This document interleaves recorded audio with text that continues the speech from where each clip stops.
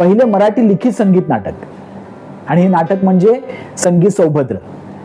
हे नाटक अण्णासाहेब किर्लोस्कर यांनी लिहिले होते आणि या नाटकाचा पहिला प्रयोग 18 नोव्हेंबर 1882 रोजी पुणे येथे सादर झाला.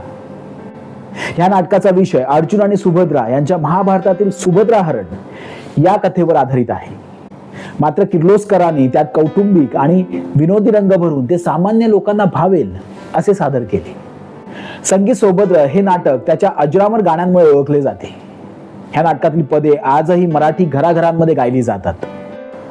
प्रिये पहा नभ मेघान्य आक्रमिले, पद जाऊ कुणाला शरण, किती सांगू तुला मज. बाळ गंधर्व, छोटा गंधर्व आणि वसंतराव देशपांड्यांसारख्या दिग्गज गायकांनी ही गाणी अजरामर केली. संगीत सौभद्र हे पहिले पूर्णपणे लिखित आणि बांधेसूत संगीत नाटक मानले जाते. या नाटकामुळे मराठी रंगभूमीवर लिखित संगीत नाटकाची परंपरा सुरू झाली आणि पुढे अनेक नामवंत नाटककारांनी या प्रकाराला महत्त्वपूर्ण योगदान दिले. राहुल देशपांडे, आनंद भाटे यांनी आजही या नाटकाचे प्रयोग यशस्वी केलेत.